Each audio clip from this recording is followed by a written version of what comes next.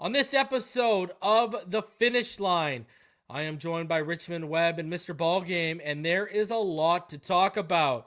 Word is coming out that the Miami Dolphins, not only are they taking calls on Jalen Phillips, but they are receiving calls and series calls at that on Jaylen Waddle and De'Von Achane. So could a trade be in the near future? We will discuss that in depth. Also, given the trade situation, what does this say for Mike McDaniel and Chris Grier's future?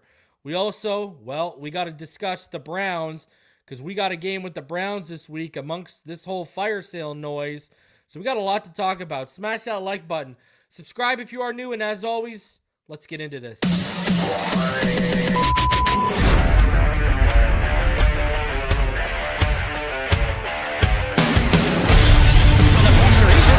Loses the football. Touchdown! Got it! You have got to be kidding me. Jaylen Waddle has a Dolphin touchdown. And he will score! He's got field on the near side, man open. Touchdown!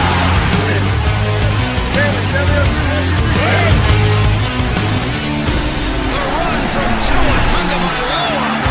Touchdown! He's going deep. He's got it over the touchdown again.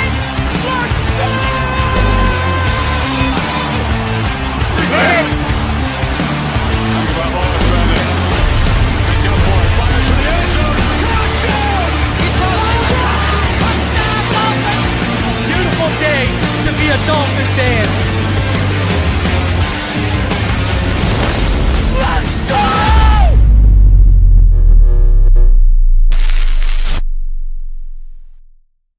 All right, huddle up, huddle up.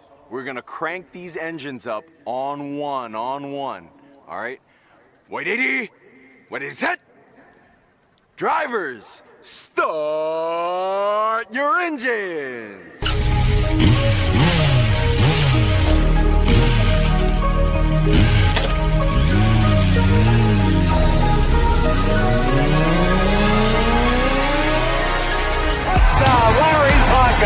This is The Finish Line. I coached a great offensive lineman in the past.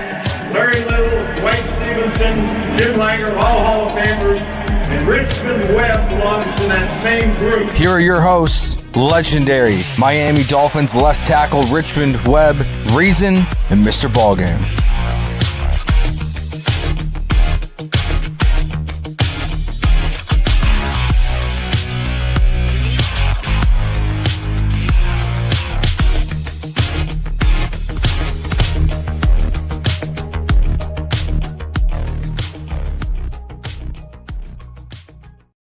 What is good, Fin Nation? What's good? It's your boy Reason. We're back here for another one. I am joined, as always, on the finish line by Richmond Webb and Mr. BallGame. Guys, it is a unstable season, a tumultuous season, if you will. And it's not because of fall and the leaves falling. It's because the Miami Dolphins are 1-5. And like the seasons change and everything changes, especially in the December months, it seems like we are on the cusp of some serious change, but in certain areas where we might not think that it should happen. So let's talk about it all. Starting off with, gentlemen, the Chargers, the Miami Dolphins, couldn't get it done. Tua Tagovailoa, would you look at that, gets a lead against a team over 500 with over 40 seconds left, and we still can't close it out. How are you feeling, Richmond, as this team?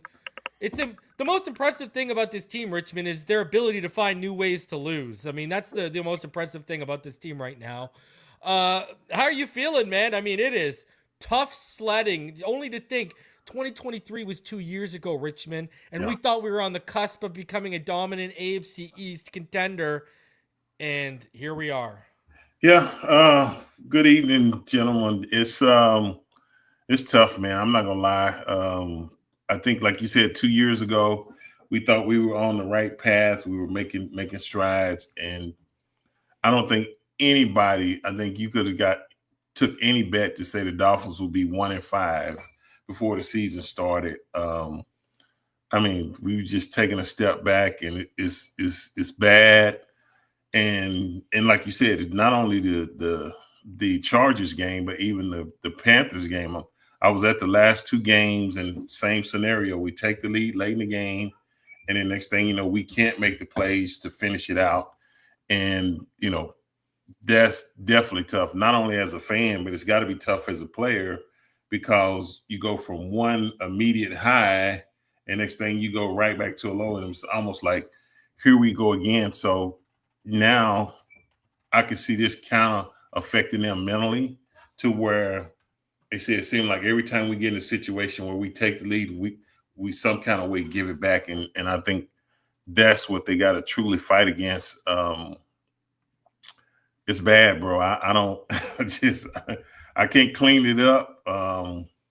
And like I said, I'm a fan, a former player. I feel bad for him, but pissed off at the same time. So it's tough being a Miami Dolphin fan, or whatever you want to say right now. But I'm gonna still ride with them. But we're not in a good space, and I'm sure we got a lot to talk about, and we'll get into that. But other than that, family's good. Got to hang out with some amazing people last couple of weeks, so that was cool. But I'm good. How you doing, Mr. BallGame? Life is lifing. I think once I made the true decision to go ahead and not allow this situation with the Dolphins to upset me past saying what I know I can control and what I feel is necessary.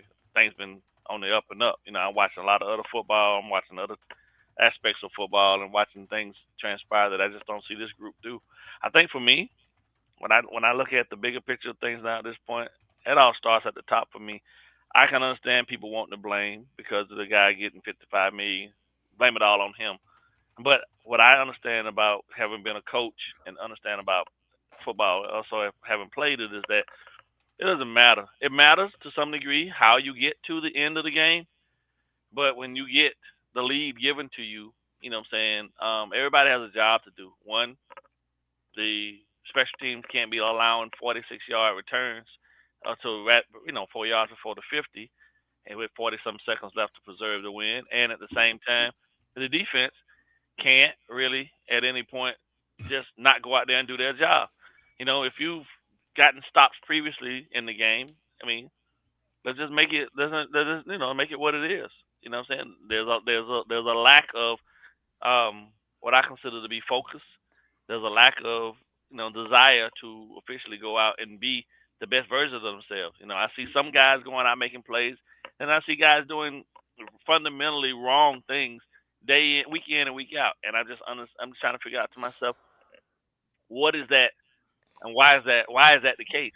But then I got some people that said they were there for the the practices before the season started between the teams, and especially the one where seen the Jaguars, and the Jaguars came out all dressed nice, uniform, looking the way they're supposed to look, and our guys was out there looking like they was running around in Daisy Dukes with the shirts all up, showing off their belly buttons and all sorts of other foolishness.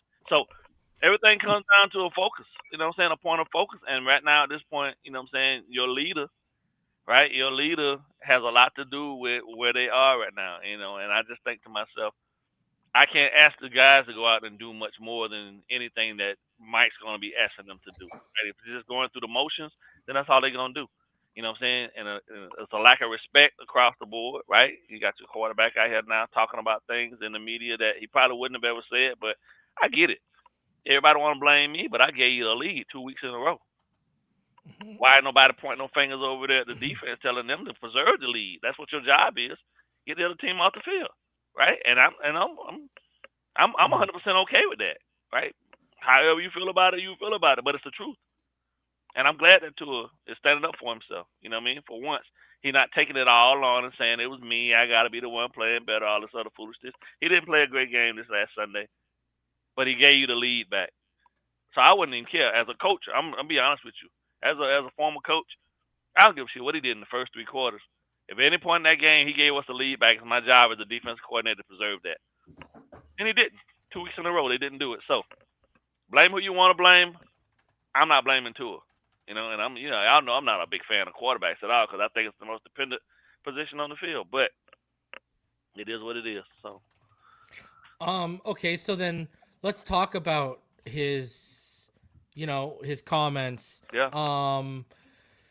So this is my standpoint, and we'll get, you touched on yours, so we'll get Richmond's, and we'll come back to you, ball game. This is where I'm at right now. Okay, let's bring Jaylen Waddle, and we'll talk about Jaylen Waddle and the trade stuff later on here. But let's bring Jaylen Waddle into the fray, a guy from Alabama. Let's bring Minkah into the fray, a guy from Alabama. These guys have been under Nick Saban. These guys are used to winning. Minkah got out of here when he saw what was going on and said, "Yo, let me go to Pittsburgh." And again, with that winning culture, and that his storied franchise, et cetera, et cetera.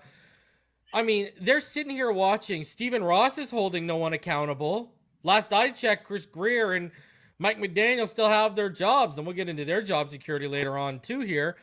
Okay, Chris Grier ain't holding anyone accountable because, Mike McDaniel still has a job. Okay, Mike McDaniel ain't holding anyone accountable because Anthony Weaver hasn't been fired. Austin Clark hasn't been fired, the defensive line positional coach. He hasn't sent any messages to anyone. No one's been fired. I'll do you one better. And this is coming from a guy who wanted Jonas Savaianaya, albeit on the right side, never at the left side, since before the Senior Bowl. Listen, you got a good case to bench him. But because of the roster construction and because of how you treated the Keon Smith development, and you re-signing Liam Eichenberg when you knew he had a chronic injury, okay, this has all gone sideways. You got no one you could bench Jonah for. So no one is holding anyone accountable above the quarterback. So the quarterback goes in front of the mic and starts holding people accountable, and now it's the apocalypse? Now, this is what I said. Okay, check this out. I don't know if you guys saw this. Did you guys see what Weaver said a couple weeks ago about groceries? Weaver a couple weeks ago, okay, in one of his media availabilities, said in so many words, but this is pretty much close to a direct quote, "I can only cook with the groceries that I'm given." Who's he subtly calling out there? Who buys the groceries? The GM. But no one blinks an eye. No one blinks an eye when he basically says calls out the roster construction. Then you got, a couple days later, our cornerback coach comes out, and he's praising Jack Jones and Rasul Douglas. And, he's saying, these guys weren't on the roster at the start of training camp. These are guys who came in late. Again, what's he kind of subtly calling out? I'm working with guys I'm working with guys that I haven't had since training camp, but look what we're getting out of the secondary. Right. Again, the roster construction. No one bats an eye. Okay, Chris Grier, when the season ends, right, and he does his little postseason media availability, what does he say? Well, we could have won more games if the quarterback was healthy. Literally calling out the quarterback for not being healthy. Is he wrong? No. But at the same time, you guys are creating this whole finger-pointing culture, and now when the quarterback comes out and does it, whoa. It's ludicrous. Did you see what Jalen Phillips said today? It's hypocrisy, bro, at the highest level. Did you see what Jalen Phillips said today? So Jalen Phillips said that Tua can't be faulted for calling out teammates if they were the ones in the wrong to begin with by being late. And this is what I also brought up. You know how Mike McDaniel is kind of poo-pooing on the whole player meetings thing? I don't know if you've been hearing him. He's basically coming off like the player meetings don't matter. Like, I don't even know why they're doing them. But did you hear last week? What did Kenneth Grant say? Kenneth Grant said that the coaches are starting to sit on the player-led meetings. Right. Then the next day, what did McDaniel say? Clarified. The players asked us to start sitting in on the meetings. So if people are being late, if people are being skipping to the point you're asking, and clearly it's not just the quarterback because the defensive players are talking about these meetings happening on their side. If you're either getting to the point where you got to ask the coaches to start sitting in so guys, to bring upon the fear or consequence of people not participating, or coaches are sitting in and these guys are still being late or skipping. What does this show you? People aren't believing in the product. People don't believe in the culture. People don't believe in the vision. People are out on the head coach, and people don't want to be there, and people are in business for themselves. Right. That's what that tells you, that they're just like, yo, why would I do extra work? Because I said this to you. Let's say the three of us work together, but we don't like our boss. But I say to you guys, hey man, let's come in for a couple extra hours this weekend. We're not going to get paid for it because we're already salary guys. There's no overtime. We're not getting paid for it. The three of us like working with each other. But we're going to look at each other also and say, hey, well, we got families, we got our own personal time, and we don't like working for our boss. So why would we, even though we like working with each other, why would we come in and do that extra work when we don't like the company we work with, we don't like the boss, and we'd rather spend that extra time with our family because we don't really see this is going anywhere with this company? That's like the same thing. You know what I mean? You could love Tua Tagovailoa, or Kenneth Grant, and they could be calling a meeting, and you could be saying, hey, bro, I love you, but yeah, we ain't going anywhere this season. I'm not a believer in Mike, because I'll say this, boys. You're naive if you think Jalen Ramsey was the only one player or coach in that building that was out on Mike McDaniel. Yeah. So this should not surprise anyone that guys aren't putting in extra work, especially when they're not seeing the results. Yeah, you're right. I think it all is a culmination of the fact that, at this level where they are, these guys know what they had to do to get to this level. But when you got a guy that's really and truthfully, you know what I'm saying, they just don't respect him. And the easy target is Tua. That's the part I hate about it the most, is that Tua is always going to be the easy target because all the focus always falls upon the quarterback. But at the end of the day, everybody getting paid for a job. And no matter how much or how bad Tua plays, if he threw 5 interceptions in the game, if they were still in a position to win the game and he gave you the win, I don't give a shit about them 5. Just get the win. The win matters more. The W matters more than any other personal stats for the players. And he's not perfect. That's the whole point about it. Quarterbacks are not Jesus Christ, so they're going to make mistakes. But if they right those mistakes and put you in a position to win the game, that stuff kind of nulls and voids itself out, in my opinion, because that's all we always looked at it as a defensive coach. I don't give a shit. I didn't care if our quarterback went out there and threw 7 interceptions. I didn't care. My job was to go back and get the ball back to him to throw 7 more. I didn't give a shit. But as long as when we was in the last 2 minutes of the game, if we had an opportunity and we went up, we was preserving that win.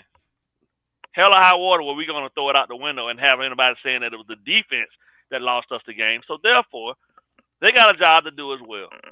And nobody's going to be more critical of the defense than me, because I just feel like when he's saying I'm cooking with the, with the ingredients I'm being given. Well, fix the ingredients. Move the ingredients around. Figure out your strengths and weaknesses so you can prepare a meal that's worthy of being consumed. Because Grant's not going to flourish in a position you got him in. Like, come on, man. Listen, I can get the issues he has, and I'll let you keep going here with the groceries ball game. But you're a defensive-minded person. Yep. You come on. This roster is too talented to be this bad. That's the point. That's the biggest point. That's the biggest frustration. You've been a Dolphin fan longer than I have, because you've been alive longer than I have. Richmond, you've been around. I'm not even going to ask about the Dolphins, but you've been around longer than I have. Is this not one of the worst run defenses you guys have ever seen? Not Absolutely. Just like as a Dolphin fan, but ever? Yeah, and it's not, for me, it's not a lack of talent. It's a lack of fundamental understanding. Because when you got guys completely out of the wrong, you got them in the wrong scheme, asking them to do things that are foreign to them. Of course, they're going to look discombobulated, and that's what we see. We see guys that actually look like, on Sundays, like they don't have a clue in the world of what it is that they're supposed to do. And then you give us flashes of what it's supposed to look like. You put them in the gaps, they stop the run, they get stops, but then you go back to it. You go back to the very same thing late in the games that had you with your ass in a sling in the beginning of the game, and I don't understand it. Stick with what works. You don't have Vince Wilfork. You don't have Richard Seymour. You don't have those type guys. You have gap guys. Get in the gaps. Own the gaps. Make Jaylen and Chubb put their hands in the dirt. If you want to play wide, that's fine. Walk the linebackers down to take care of the B gaps. But in the same format, those A gaps have to be owned, because Grant is a rookie. He's not fundamentally strong enough as a child. He's still a kid because he's under the age of 21. You feel me? He's still a kid. Well, he's under the age of 25, so he can't even get his own damn car insurance with a discount. To be dealing with these grown men on a consistent basis that have been doing this for 7-8 years at a high level. You feel me? Give the kid a chance. And Zach playing, he like a fish out of water too, because you had Christian over there eating up the elephant. You know what I mean? He was playing the elephant for you, even though he was undersized. He was assuming those double teams, so Zach had the one-on-one matchups. But when you got a guy and the stunts and the twists and all of that stuff, but you do those from the gaps, you can't. It's impossible. Well, that ain't impossible, but it's extremely hard to do those head up because the lineman's responsibility is to get their hands on you, so you can't get around them. But in the gaps, they have to worry about which direction you're going. But hell, if I got you right in front of me, all I gotta do is get the ball going, and I got you. We're making it too easy for these guys, man. And every team that we see defensively that plays us, they own the gaps. So we can't run the ball because why? They're in the gaps. Their DTs are in the gaps. They're playing over and they're playing under fronts. And they're making sure that we have to be accounted for. And if they do have a backside guy, hell, the running back is chipping him to ensure he can't get to the quarterback. But when our guys are standing up at defensive end, I'm sorry. I'm sorry I'm rambling, bro. But these are simple things that can be fixed, man. All these dudes got to do is get out. Okay, just admit you don't know what you're doing. But ask somebody and get in the gaps. Simple. Yeah. You can run the same concepts and still own the gaps. You can still blitz from owning the gaps. You just gotta have to blitz with different personnel. You have the guys with the ability to be able to get to the quarterback. But sometimes guys just gotta be willing to sacrifice themselves. But when you're standing around as a defensive end or as playing at the nose, just standing up looking, right? The ball gone. And our DN's doing the same thing, standing up. They're not taking any steps upfield. They're just standing there watching the play and then trying to get off the block to go run it down from the backside. Come on, man. Yeah, and like sticking with that whole nose issue and the interior issue, like Kenneth Grant has had no rotational help. Benito's been terrible. Matthew Butler's been awful. Like, there isn't even anyone you could basically like rotate Kenneth Grant out and have put him in the gap. They've been terrible. Yeah. What if you put them in the gaps? They can't hurt you. The only thing they can do at that point is earn the right to be on the field. That's it. He's so right, too. I don't know if you've noticed it, but I've especially noticed it with the tight ends. Those extra chips have been working so much on this front. Like, it's hilarious. Like, you see backs and tight ends, like, chipping, and they're either helping in the run game or they're chipping and leaking out and then burning us. Like, one way or another. I've especially noticed it with tight ends against us. They've been, we got no coverage answers. What is your thoughts, Richmond, on this run defense? Yeah, it's bad, and like you said, if you don't have, especially the interior guys, like you said with Grant and those guys, you don't have a third guy you can rotate in and out. It's only so long before those guys get winded, and when you keep getting gash for big runs, you stand on the field for 10, 12 play drives. Eventually, it's gonna show up that.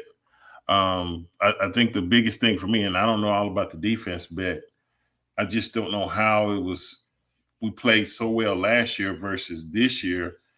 It ain't even close. I mean, I guess one of the last things I was really concerned about was us playing against the run. I was more concerned about the corners because we had new corners. We had,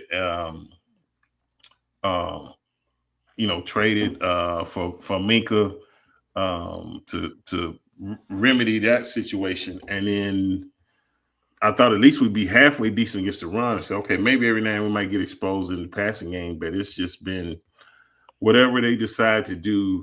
They get it. They can do whatever they want to do, and it's nothing we can do about it. And it's just, I think that's the frustrating part for me because I'm like, we got still a lot of the same guys, but it's just, man, it's bad.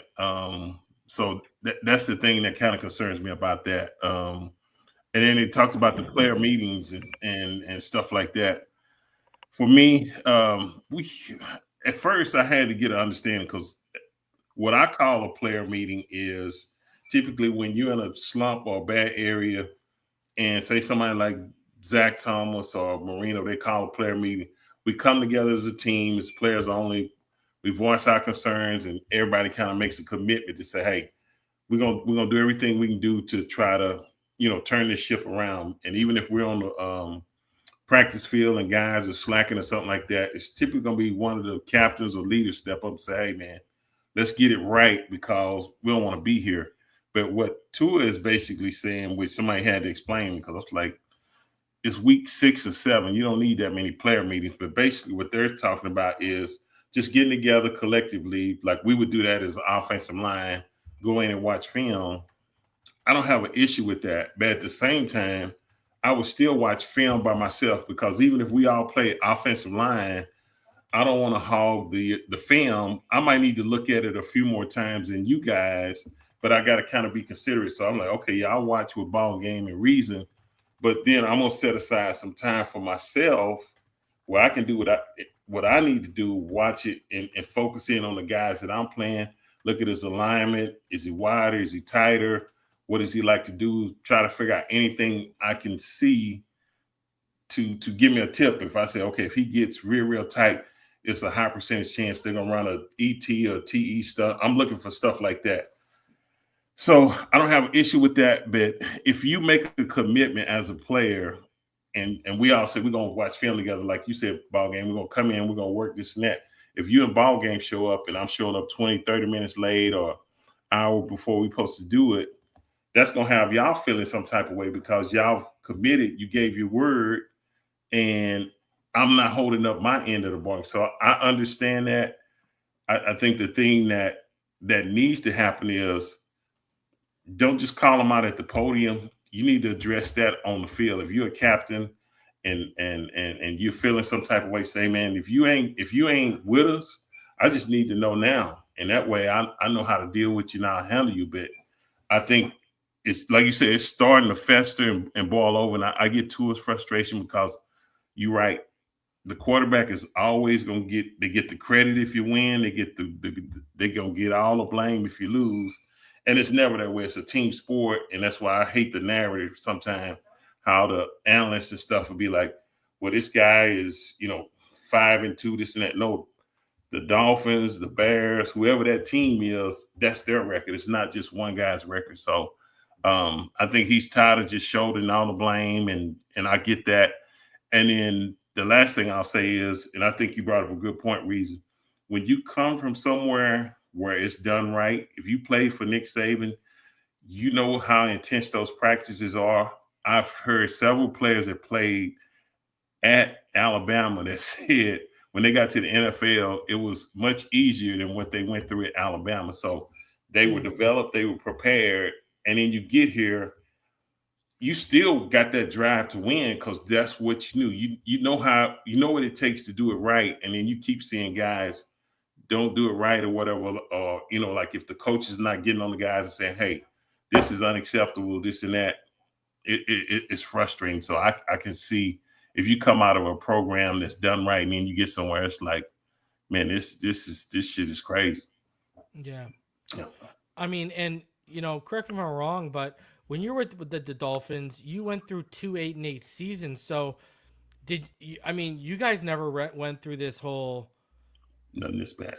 Yeah, nothing this bad, let alone this silly trade season that we're entering, right? We were. I remember Reason. I think it was the year, and everybody remember that game when Leon Lett hit the ball. We played Dallas in Dallas. In the snow. Yeah. We were 9-2, and we had so many injuries. We just had to win one more game to get in the playoffs, and we missed. We lost the last 5, but we just had a ton of injuries.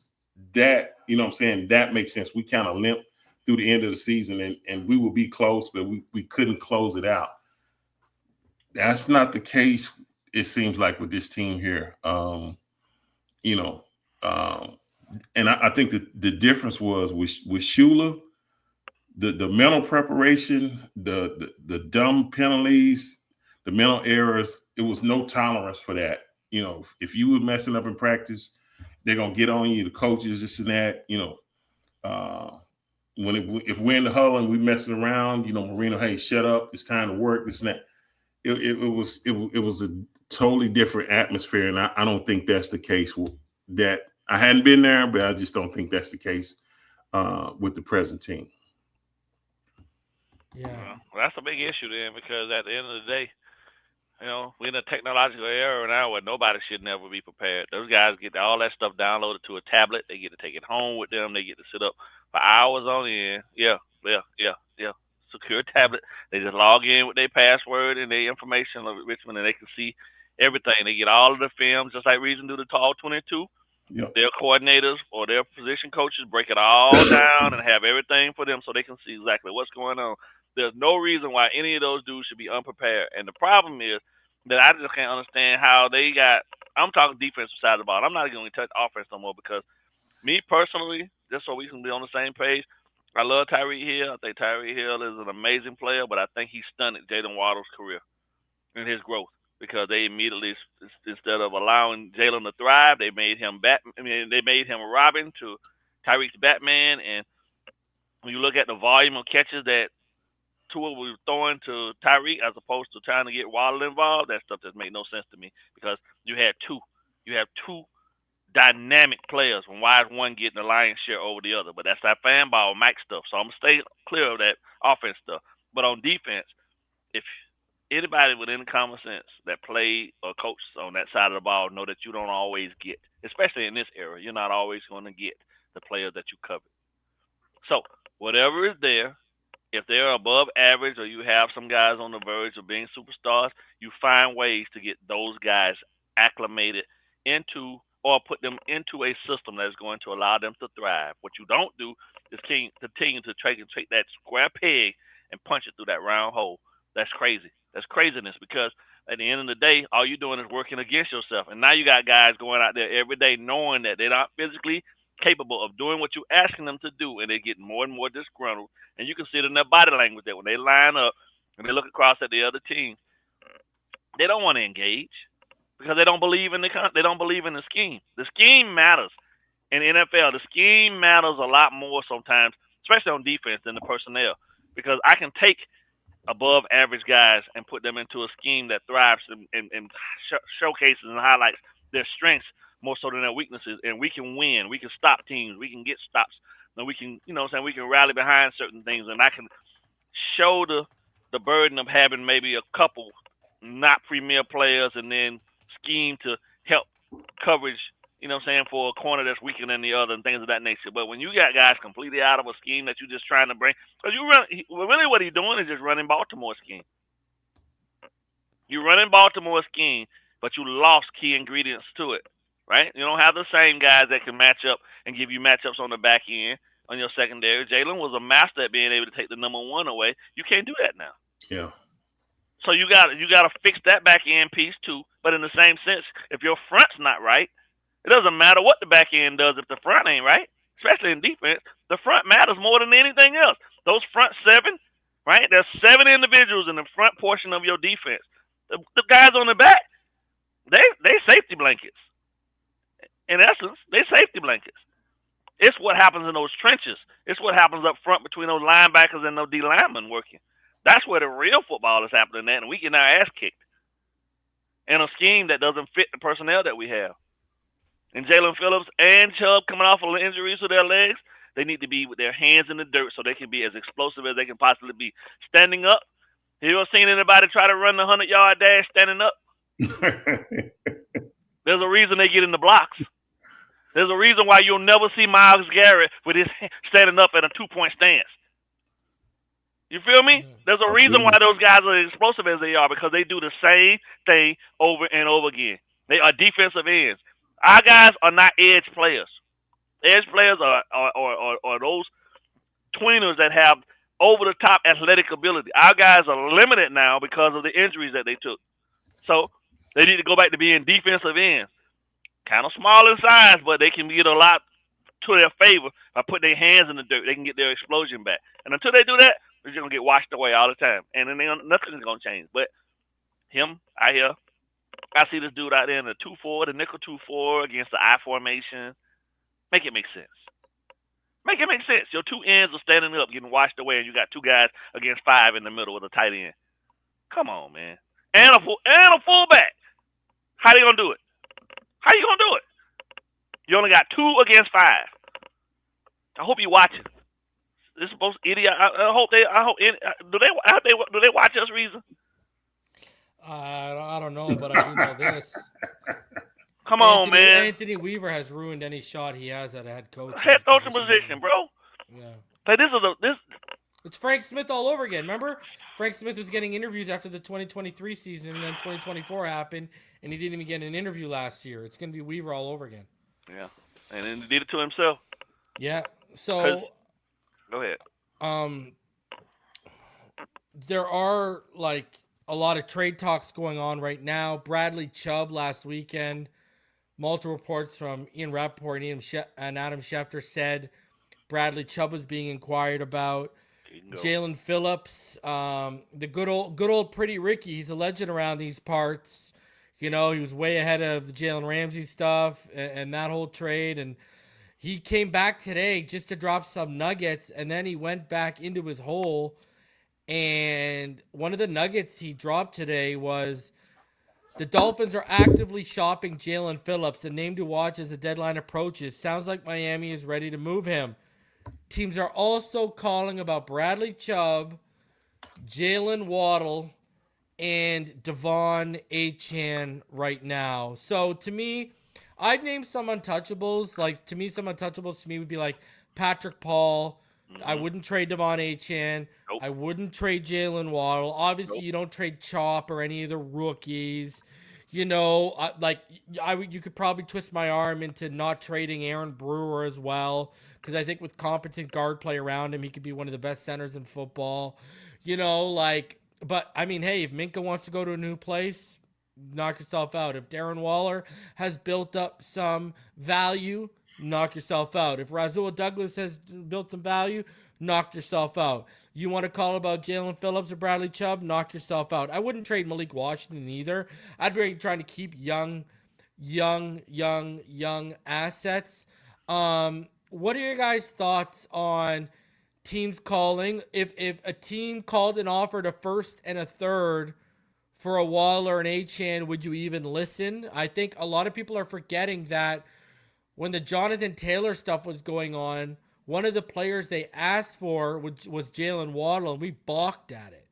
And you look at Jaylen Waddle's money right now in his contract, guy's going to be coming into the prime of his career. You haven't really given him a chance as wide receiver one, and he's actually been, you know, he's had a few bobble issues, but aside from that, he's been pretty impressive since Tyreek went down. You know, you've got him on a really, compared to what everyone's being paid around the NFL, his contract's very friendly for a wide receiver one, even a wide receiver two, technically, because, I mean, you go look at what Devontae Smith is making. Where are you guys at right now? Would you be fielding calls? And let's talk about the four main names we're hearing.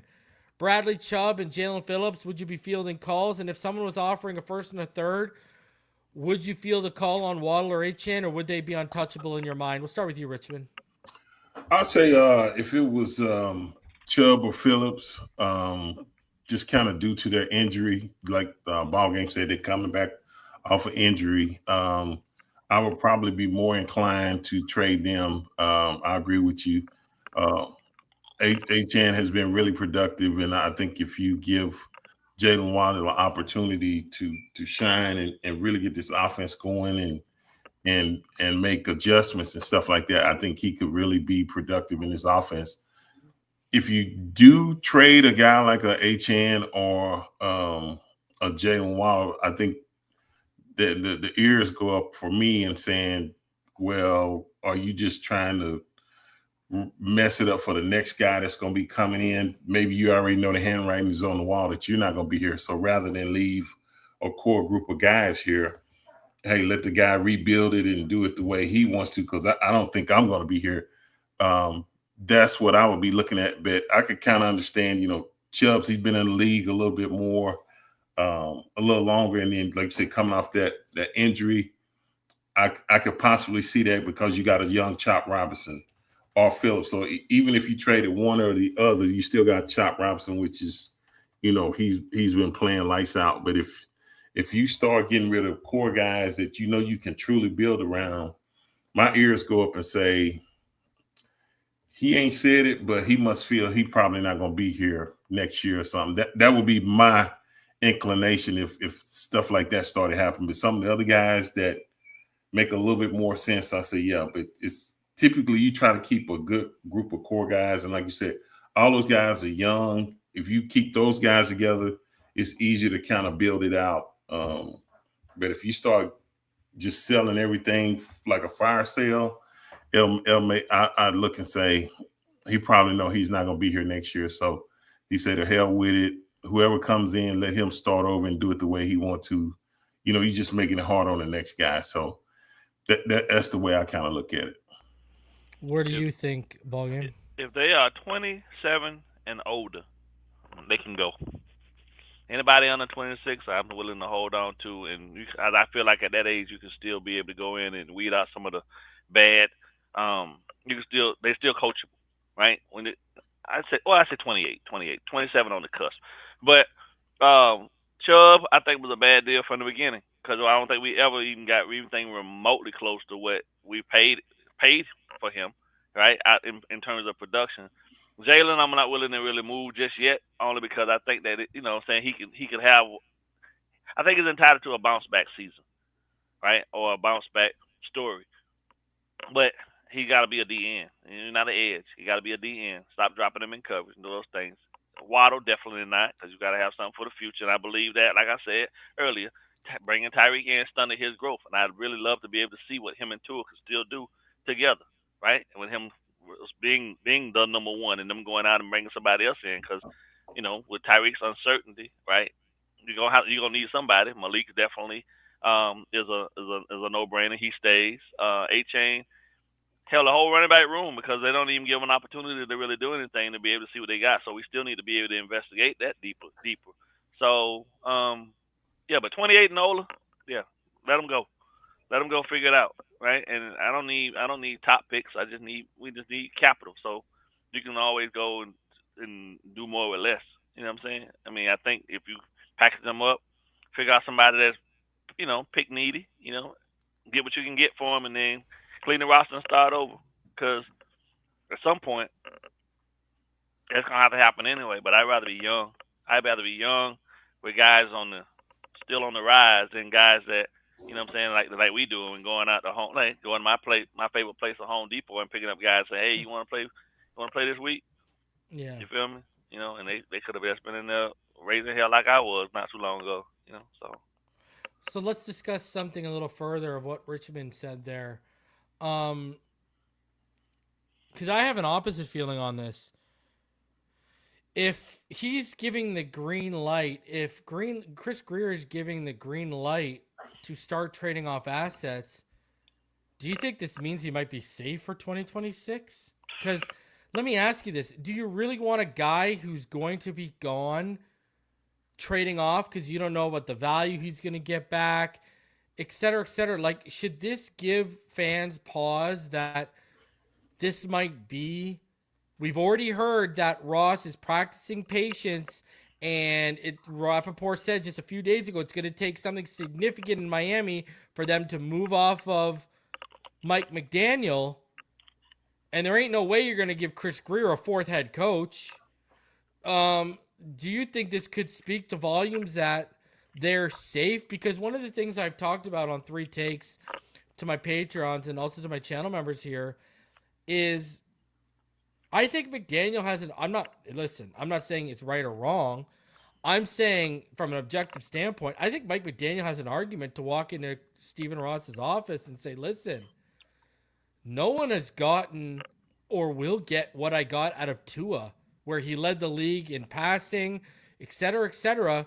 He might be able to walk in there and say, look, you asked me to come in here. You asked me to fix this guy. I brought him to a Pro Bowl. He led the league in passing. And now look at everything's falling apart, et cetera, et cetera, et cetera. Because, I know he brought us the lead the last 2 games, but against the Bills and the Patriots, he had chances for game-winning drives or game-timing drives, and he threw interceptions. So McDaniel could walk in there and say, now let me go get my guy that wasn't ruined by a prior coaching staff and that I can build from the ground up. If I've shown you what I could do with damaged goods, imagine what I could do with someone who's fresh into the league that I can mold.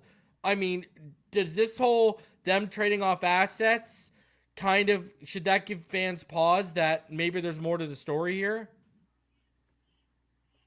I don't. I mean, I guess if I'm the owner and you just said he practicing patience, but I think his patience has got to be running pretty thin. And like you said, if I'm having a meeting with Mike McDaniel, true enough, Tua did have some productive years, but from what I'm seeing, it hadn't been this productive this year. He's still healthy. I think one of the things for me sometimes it seems like we don't make adjustments offensively when they figured out what we're doing. You got to make adjustments, and so I think that's one of the issues I see. It's not so much Tua, but if they know what you're doing and they know how to play you to take away that, you got to say, okay, they figured that part out. We got to do something different, and I think that's the frustration is we're not doing anything different. We still kind of throw the little screen pass out to the side, this and that. You might get some production the first half, but it really seemed like by the time we come back out after halftime, it's just we're struggling. Everything's not going. So that would be the question I would pose to, Mike McDaniel. Yeah, you did that, but how are we going to fix this issue? Because this definitely seems like an issue to me is not that it doesn't work, but when they figure out what's working for you and they shut it down, how do you adjust to it? And I think that's, for me, that's one of the things that I noticed, and I don't know everything, but that's one thing. One of the frustrating things I've noticed too is they will make the adjustment and they'll start attacking outside the numbers, and then late in the game they'll go back to the middle of the field and the screen crap. And you're like, what are you doing right now? Because Tua over from week 2 to 4, I think from over week 2 to 3 he had 9 deep passes outside the numbers. He only missed one of them, and it was a mechanical issue because to his base, you could tell, doesn't trust the pressure. He's getting happy feet. And a lot of the mechanical issues you're having is because, let's be honest, you're not working with Nick Hicks anymore. You're not doing those muscle memory mechanic drills that you used to run. So it's faltering a little bit, especially when the pressure comes, right? Because those muscle memory mechanic drills are built in. So even when the pressure does come, muscle memory kicks in and you're just used to, your mechanics won't falter. But BallGame, what are your thoughts on all this? Well, I think for me, man, at this point, I don't know. I guess I get that he's a good guy, right? He's a likable guy, right? And I think the world has a ton of likable guys, but being likable doesn't necessarily make you the best person for the job. And I just go back to believing that we just didn't do ourselves the right amount of due diligence to weed out, or maybe it was just because he was the only guy willing to take the job because of what they saw how we did Flores. So we might have just did it to ourselves. And remember, you had to work with Tua, you had to keep Boyer, and you had to keep Crossman. Well, I don't necessarily think that Tua was a game stopper, but I think people recognizing and Flores really trying to capitalize and make people realize that Tua just wasn't ready. Maybe he wasn't, right? Maybe he wasn't 100% healthy like Flores was saying originally, and we shouldn't have this guy out there. But all those things are behind us now. But bringing Mike in, a guy who didn't have any of the accolades that you would really need to be able to command a group that's this big with superstar names, with well-known names, you need a name. You need somebody. You need a leader. That's what you need. And I just don't believe that this guy's a leader of men. That's what it really comes down to, because when an alpha steps into the room, and people laugh and joke about this all the time, but it is a true statement. When a true alpha, someone that is a leader of men, walks into the room, people take notice. And regardless of what the individual says or does, people will listen for a time, right, to what he has to say before they pass judgment on him. And if you don't have a resume of things like that really and truthfully make you into being the guy, you have to prove that, right? But then this guy's fumbling all over himself. You kind of lose steam of guys building that level of trust for you. Like we've always talked about, Eric Spoelstra didn't. Well, no, but Eric Spoelstra spent time doing the video footage, and then he had to get also LeBron them to buy off on him being, and Dwayne Wade selling them on Eric Spoelstra knowing his game. You know what I'm saying? So to some degree, you can get guys to buy in by proving that you know what you're talking about. I think it starts all at the top, bro. I'm stuck with that, because I just know that this guy he walks around on the sidelines on Sunday looking like he's fucking lost, bro. Especially like you muted yourself there. especially when we get down by more than a score, more than Yeah, then 7, and he's a deer in headlights, dude. and then that does not do anything. And he starts overthinking everything, and the bad For play calling yes, starts. for the other 53 guys, Yeah. 53 guys that are standing there looking for you to tell them exactly. Yeah. It's the same thing. When we used Well, to go, when I had to go to Afghanistan, right? I had a bunch of guys that I knew were scared shitless. Yeah. They had no concept of what we was going into. But I had to make these guys push themselves past their fears to be 100% ready for our missions every single time. And then after a while, I didn't have to say shit to them. You know why? Because they knew that I was going to do everything I had to do to make sure that they got back safe. So they went blindly into all sorts of situations knowing that I had their back. He's not commanding that type of – that's the difference between what we got going on right now in Miami and why the Patriots are so successful right now. They believe in Vrabel, man. Yeah. These guys know that Vrabel, without a shadow of a doubt, is going to freaking hold it down for them. They're going to have their back. Go play ball, man. Just do what I ask of you. If you do that, I'll take care of everything else. You ain't got to worry about nothing. I got you. Yeah. Just give me what you got. Yeah, no one's following. Ain't nobody following. For sure. Yeah, I agree. And I think that goes back to the point earlier about players, in these meetings and skipping meetings and, lack of respect, man. And it just is what it is, right? Yeah. So we got the Browns this weekend, gentlemen. And the Browns got someone that I've been fearing since he came back. And no, not even just Myles Garrett.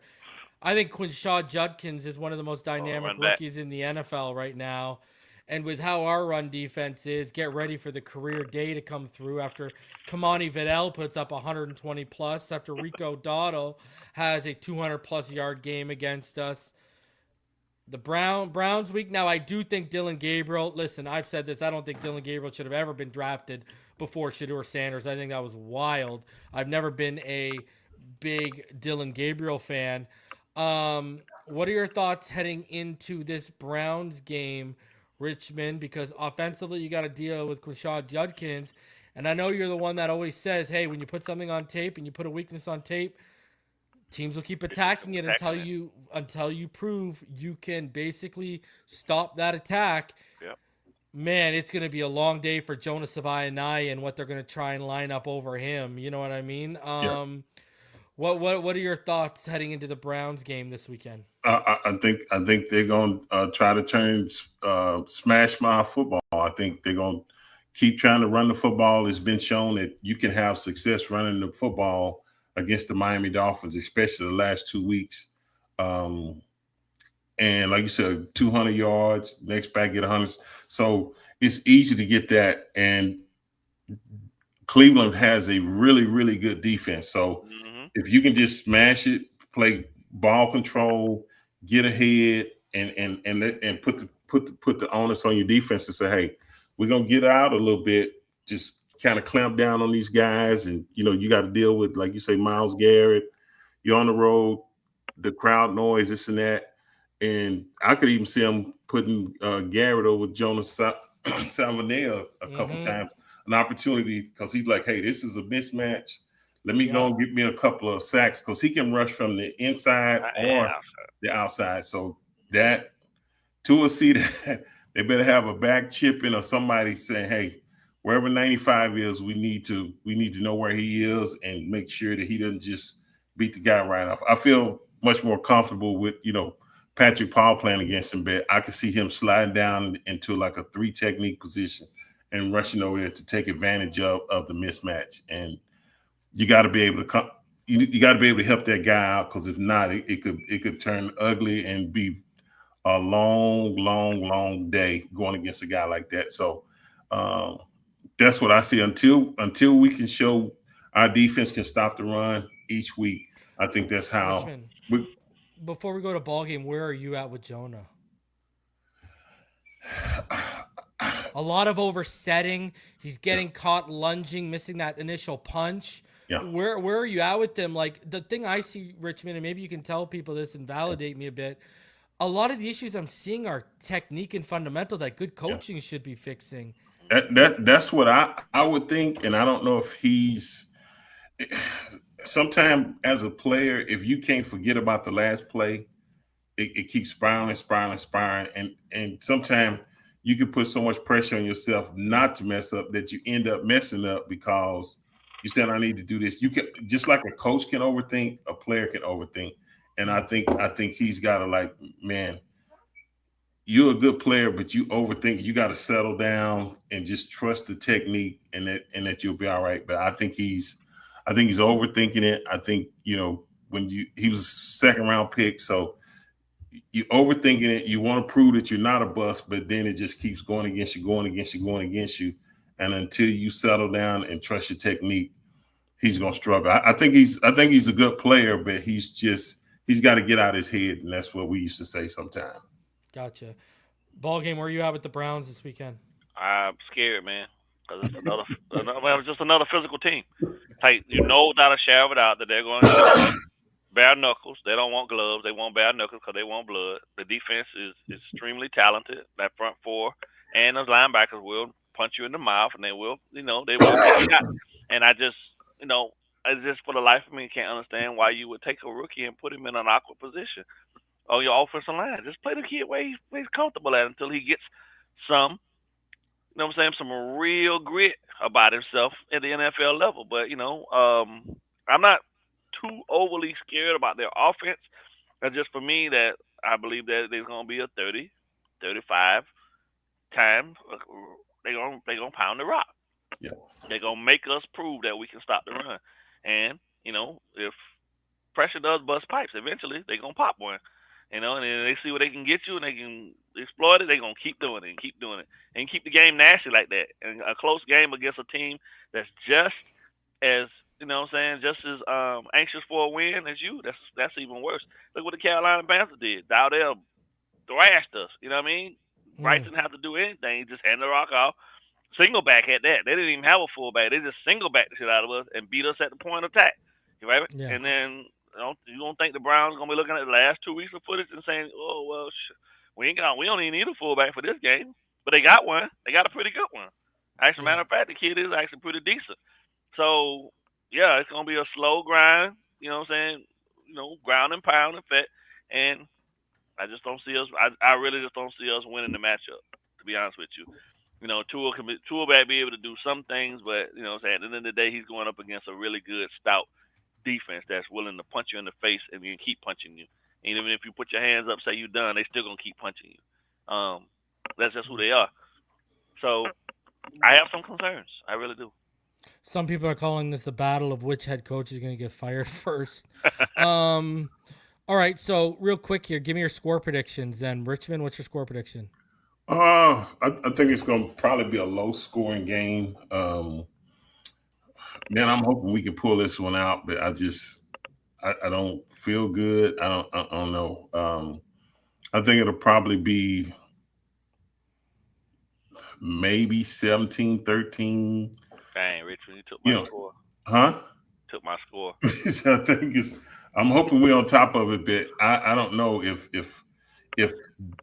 they can't neutralize Myles Garrett, it could be a long day, not only for Jonah, but for Tua as well. And the last thing we need is to get him hurt. So I'm hoping they come up with some type of game plan to try to neutralize him and slow him down. And play Waller more, man. They tripping. Yeah. They play him, and then it's like the second half, like away from him. Here he goes. I don't understand that. Dude, he had 78 yards and a touchdown in the first half, and then didn't see a single target basically in the second half. That's what I don't understand. I'm like, if they hadn't stopped it, why you stop going to it? It's just, I'll tell you, man, I don't know what he's doing.